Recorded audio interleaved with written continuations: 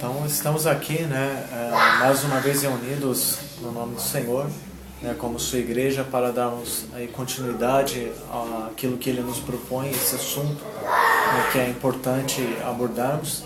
E eu preparei uma apresentação em PowerPoint, que depois, se vocês quiserem, eu disponibilizo para vocês. E o intuito dessa apresentação são duas coisas. Uma, para que possa ficar mais claro para vocês aquilo que eu tenho a passar, e para que eu também não venha me perder no trajeto dos assuntos. Que o Senhor Ele nos dê graça, e que Ele possa falar.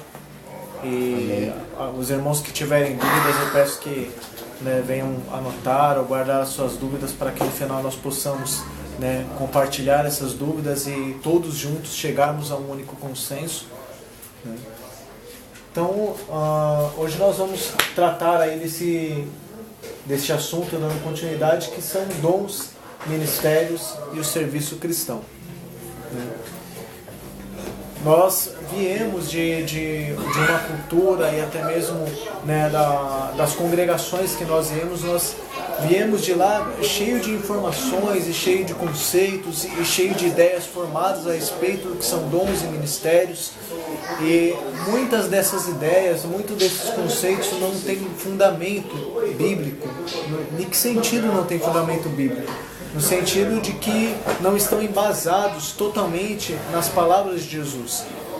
Algumas coisas são distorcidas, algumas coisas são colocadas de forma inadequada, o que tem causado essas coisas no meio cristão, tem causado muita confusão, tem causado muitos problemas, tem causado muita divisão no povo de Deus como um todo.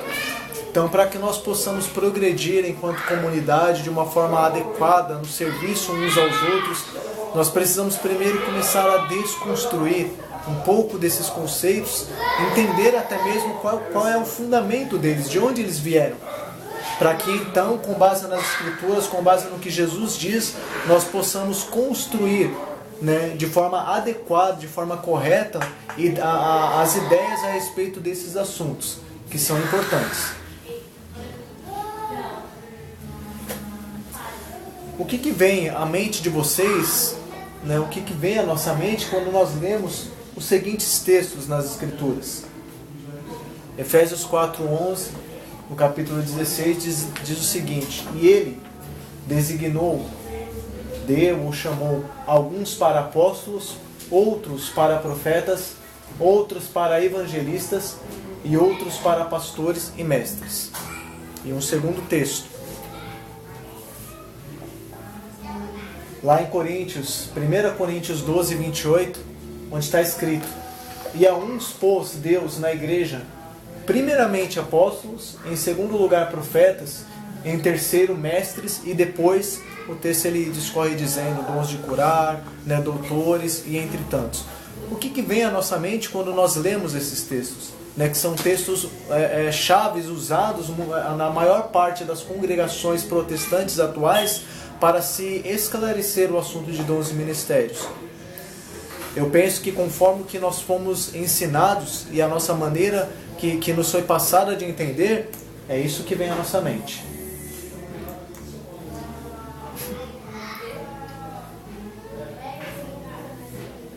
O pensamento moderno, ele tende a pensar da seguinte maneira, que nós fomos, a maior parte pelo menos, ensinados a também condicionados a pensar.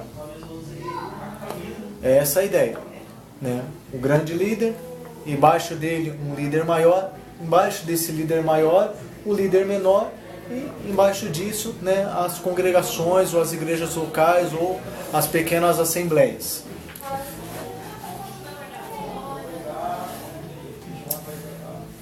Nós somos ensinados e condicionados a pensar dessa maneira. Essa é uma maneira de compreender os textos lidos. Isso faz parte da nossa herança católica, porque esse entendimento de que há um líder maior, e embaixo desse líder maior um líder menor e assim sucessivamente, essa ideia vem lá do catolicismo. Essa ideia ela começou a surgir aproximadamente no final do terceiro ano, o terceiro século da era cristã.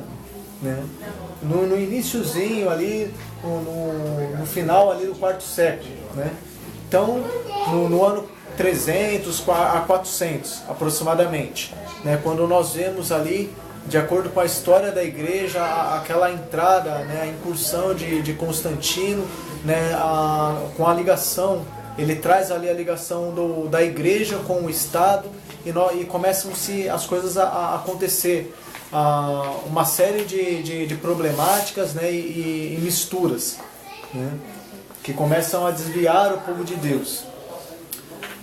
E essa ideia, ela permanece até hoje, porque essa ideia ela vem do catolicismo. Então, na época da Reforma Protestante, com Lutero e com os reformadores, essa ideia ela não foi mudada, né? Só foi mudado o pano de fundo, porque de um lado, no catolicismo, até hoje existe, o líder maior é o Papa, e abaixo do Papa estão os arcebispos, e abaixo dos arcebispos vem ali outros títulos até chegar ao padre. No lado do protestantismo, nós temos maneiras diferentes de ver, que são apresentadas, né?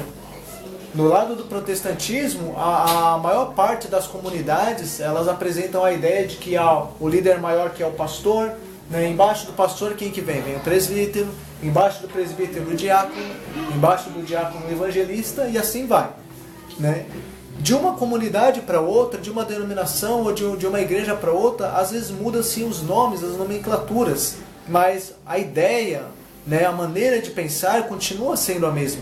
Continua sendo uma ideia que vem lá de heranças católicas e que não tem coerência com o que Jesus diz e com o que os apóstolos ensinam.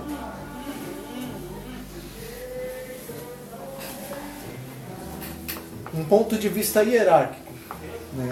Só para nós vermos aí essa pirâmide, onde quando nós lemos aquele texto de Efésios, a nossa mente, ao ler aquele texto, a nossa mente está condicionada a pensar de uma maneira piramidal, onde o topo da pirâmide é o apóstolo, abaixo do apóstolo vem o profeta, e abaixo do profeta o evangelista, depois os pastores e depois os mestres, né? E depois vem os outros, né? E alguns desses outros, né, até mesmo são apresentados como leigos, algo que não existe na cristandade. Não existem leigos na cristandade. Você não encontra essa palavra nas escrituras no sentido de cristãos como sua função no corpo de Cristo. Existem os cristãos que têm uma função tal, e existem os cristãos que têm a função de serem leigos. Não existe. Isso é antibíblico. Então, para que nós possamos começar a desconstruir essas ideias equivocadas que nós trouxemos, às vezes até mesmo de berço, né? Ou até mesmo foi formada durante anos e anos, décadas e décadas, nós precisamos ter uma base. E qual que é a nossa base como discípulos? A nossa base é o que o nosso mestre diz, é o que o nosso Senhor diz. Então nós precisamos saber o que Jesus diz a esse respeito. A respeito de dons, ministérios, a respeito do serviço cristão. O que Jesus ele diz a respeito de hierarquia, a respeito de governo, domínio, posições de prestígio, né, entre os seus discípulos? Vamos analisar. Lá em Mateus 23, gostaria de pedir que alguns dos irmãos lessem esse texto, pode até ser o da tela aqui mesmo. Então falou Jesus à multidão e aos seus discípulos, dizendo: Na cadeira de Moisés estão assentados os escribas e fariseus. Todas as coisas, pois, que vos disserem que observeis, observai-as e fazei-as, mas não procedais em conformidade com suas obras, porque dizem e não fazem. Pois atam fardos pesados e difíceis de suportar, e os põe aos ombros dos homens. Eles, porém, nem com o seu dedo querem movê-los. E fazem todas as obras a fim de serem vistos pelos homens, pois trazem largos filactérios e alargam as franjas das suas vestes. E amam os primeiros lugares nas ceias e as primeiras cadeiras nas sinagogas, e as saudações nas praças, e os serem chamados pelos homens Rabi, Rabi. Vós, porém, não quereis ser chamados Rabi, porque um só é o vosso mestre, a saber, o Cristo. E todos vós sois irmãos. E a ninguém na terra chamei vosso Pai, porque um só é o vosso Pai, o qual está nos céus. Nem vos chamei mestres, porque um só é o vosso Mestre, que é o Cristo. O maior dentre vós será o vosso servo. Então, essas são as palavras de Jesus. Né? Ele está tratando ali de um contexto onde ele pega um cenário dos fariseus e ele usa esses fariseus como um modelo de pessoas que desejavam ser vistas e ter posições perante aquela sociedade ou até mesmo perante o governo da época. Esses fariseus eles faziam as coisas para que eles pudessem ser reconhecidos pelos seus feitos. É interessante analisar o que Jesus diz, porque existem alguns pontos fundamentais sobre o ensino de Jesus no texto de Mateus 23. E um desses pontos que cabe a nós como discípulos, lá no versículo 8, é onde ele diz: não queirais ser chamados rabi. Essa palavra rabi, ela tem uma conotação, ela era utilizada para mestre naquela época. Para nós hoje, essa palavra rabi seria aproximadamente como alguém querer ser chamado de pastor, ou querer ser chamado de apóstolo, ou querer ter qualquer outro título religioso para que através desse título essa pessoa tenha preeminência ou tenha uma posição, né, de prestígio mais do que os demais. Então, Jesus ele deixa claro para os seus discípulos. Ele não diz isso para o mundo, mas ele diz para os discípulos que nenhum de vocês queira ser chamado como um título que coloque você em preeminência e coloque você numa posição diferente dos seus irmãos. No versículo 19, o que o nosso Senhor nos diz? Ele diz: e a ninguém na terra chameis vosso Pai. Em que sentido ele está dizendo isso de chameis vosso Pai? No sentido de que nós não somos pais espirituais de ninguém. Nós não temos filhos espirituais. Nós temos um Pai que está no céu. Né? No versículo 10, ele diz: nem vos chameis mestres, porque um só é o vosso mestre, a saber, o Cristo. Então nós não devemos querer, no meio dos nossos irmãos, no meio da comunidade cristã, termos preeminência ou uma posição acima dos demais. O que Jesus nos diz é que nós somos irmãos, servos uns dos outros. Outro texto que é importante nós analisarmos, palavras do nosso Senhor também, é o que está escrito em Marcos 10:35. Diz da seguinte maneira: Jesus os chamou e ele chama os discípulos e disse aos seus discípulos: vocês sabem que aqueles que são considerados governantes das nações as dominam, exercem autoridade sobre elas. E as pessoas importantes exercem poder sobre elas. Não será assim entre vocês. Ao contrário, quem quiser tornar-se importante entre vocês deverá ser servo, e quem quiser ser primeiro deverá ser escravo de todos. Pois nem mesmo o Filho do Homem veio para ser servido, mas para servir e dar a sua vida em resgate de muitos. Algo interessante nessa passagem de Jesus é que a palavra que ele usa e que é atribuída aqui para governantes ou autoridade é a palavra artio. E essa palavra no grego, ela quer dizer o que está colocado ali embaixo. Né? Artio quer dizer um verbo primário, né, no sentido de ser o primeiro numa classe política ou no poder, governar, reinar sobre os demais. Então Jesus está deixando claro o seguinte, que no mundo, né, os governantes deste mundo, eles exercem e dominam sobre as pessoas.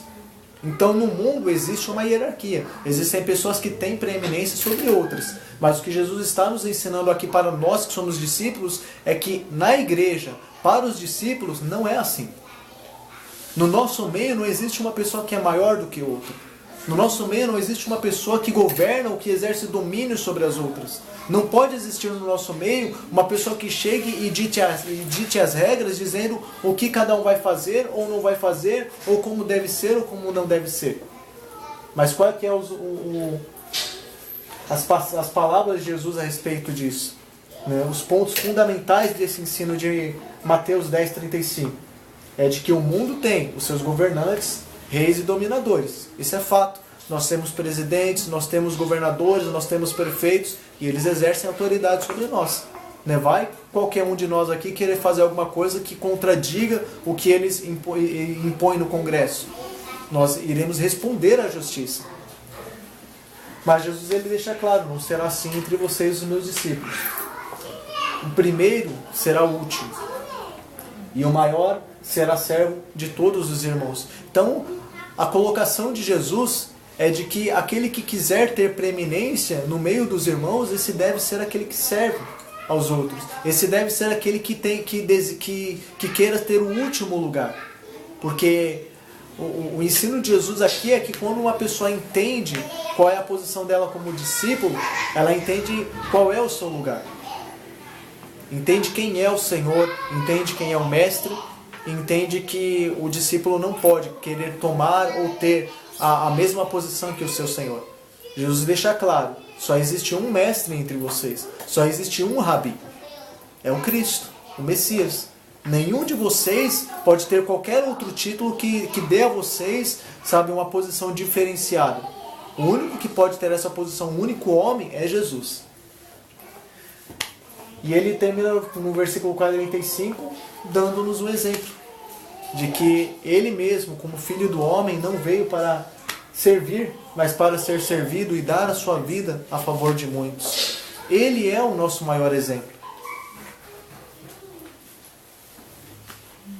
Então, algo que nós temos que parar para pensar nessas palavras de Jesus é: quem pensa de maneira hierárquica e dominadora? Nossa resposta é que o mundo pensa assim. O mundo deseja ter domínio uns sobre os outros, uns serem maiores ou melhores, ou terem posições mais elevadas do que os outros. Mas as palavras de Jesus, elas deixam claro: não é assim entre os meus discípulos. Na minha igreja não vai acontecer assim. E se na igreja de Jesus, se entre os seus discípulos, se entre a congregação dos santos acontece algo nesse sentido de um dominar ou exercer autoridade sobre os outros, então há algo muito errado. Por isso que nós precisamos desconstruir as ideias que recebemos e começar, com base nas palavras de Jesus, começar a colocar bloquinho sobre bloquinho, de maneira correta, tendo as palavras dele como orientação. Porque quando nós temos as palavras de Jesus como orientação, então nós estamos construindo a nossa vida, edificando a nossa fé em um lugar sólido, um lugar firme. Algo interessante daquela palavra artion é que ela é aplicada por Jesus em Mateus 20:35 e em Marcos 10:42. Essa palavra também é utilizada por Paulo lá em Romanos 15:12 para fazer referência a uma profecia de Isaías que fala a respeito de Jesus, do Messias. Olha que interessante que está escrito lá em Romanos 15:12, diz assim: e outra vez diz Isaías, uma raiz de Jessé haverá, e naquele que se levantar para reger, essa palavra reger é a palavra archo, governar os gentios esperarão.